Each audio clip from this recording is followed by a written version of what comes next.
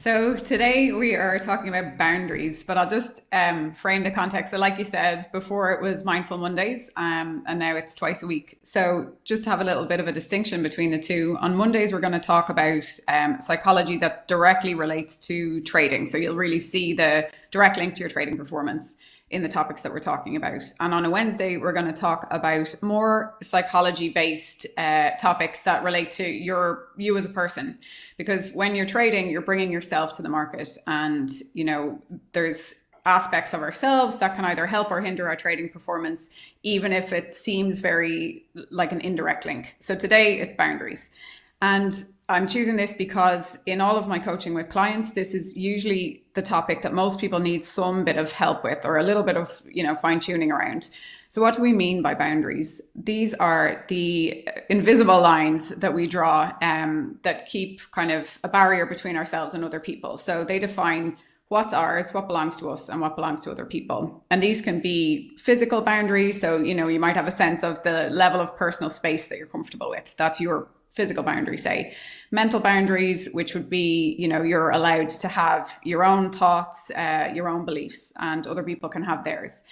You can have emotional boundaries, so owning your own feelings, not taking on somebody else's emotions. And then you can have spiritual boundaries. So again, you can choose your own beliefs and you have a right to do so. But often people find that boundaries become blurred, or some people just don't have them. And this is a really common issue. And what does it look like if you don't have good boundaries? So usually this will be that you're, draining your time. So maybe you're over helping other people, giving them too much of your time at the detriment of yourself. Maybe you're taking on other people's emotions. So it could be that, someone gets upset with you for something you did, but, you were justified in doing it. You weren't out to hurt the other person. And then you actually feel guilty and you take on that person's anger or guilt that they're feeling towards you, and you kind of own it.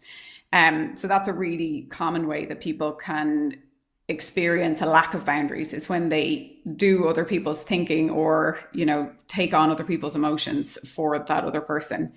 And why is this detrimental? So this is unhelpful to us because if we are consistently not implementing healthy boundaries, so basically not prioritizing ourselves, not putting our needs first. And this is very different to being selfish. This is like a healthy prioritization of self. So think about self-care. So if we're not doing that in a work environment, that could look like taking on too much work, eventually leading to burnout. In relationships, that could feel like taking on other people's emotions, constantly feeling guilty, giving your time or all of your time to other people and leaving nothing for yourself. So at the end of not actually enforcing good boundaries, you will find yourself usually depleted in an emotional way, maybe lacking time for yourself or for the things that you want to prioritize. And ultimately, you're going to feel resentful and quite a lot of anger, even if that's a very suppressed level. So it can show itself in being passive aggressive. And so I just want to bring this to people's attention because it's something really subtle that can be happening in our day-to-day lives, all the time. And yet we may not be aware of it. So if you're someone that has either weak boundaries or non-existent boundaries and you start to implement a few changes, you'll actually feel a lot more empowered.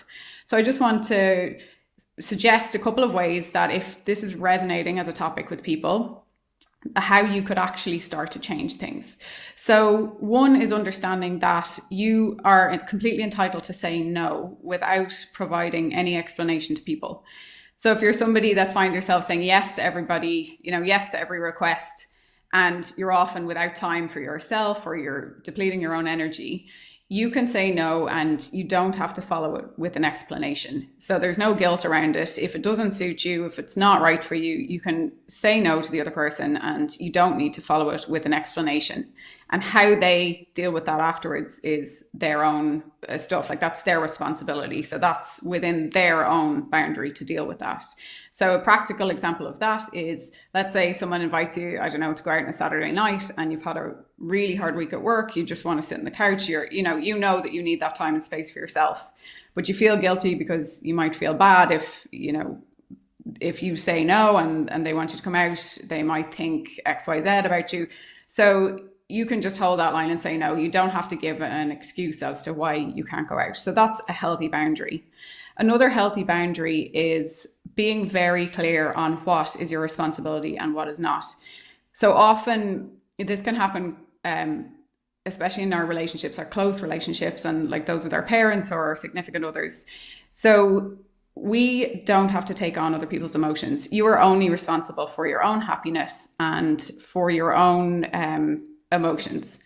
So when somebody else tries to make you feel guilty or tries to suggest that you are making them feel a certain way, that's actually, if you think about it in terms of two bubbles, so there's your bubble and theirs, that's actually within their bubble. That's nothing to do with you. So as long as you are, being kind and upfront and asserting yourself in a very authentic way without any intention to hurt anyone else, then whatever a person feels about your actions is their stuff.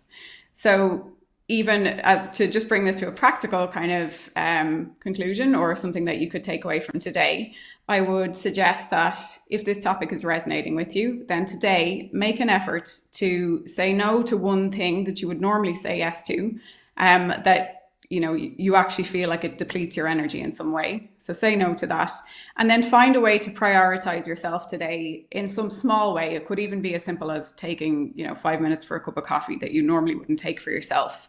And that's practicing really good self-care. So if you can do all of that and hold good boundaries, you're going to actually protect your time, feel happier, and you're also going to have much healthier relationships with other people, because there'll be no resentment festering under the surface when you're actually saying yes when you mean that you want to say no.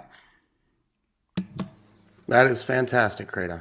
Much appreciated. And you have slid into this role perfectly. You've done an awesome job, and all kinds of great comments on here for you that you can't see. So just know that.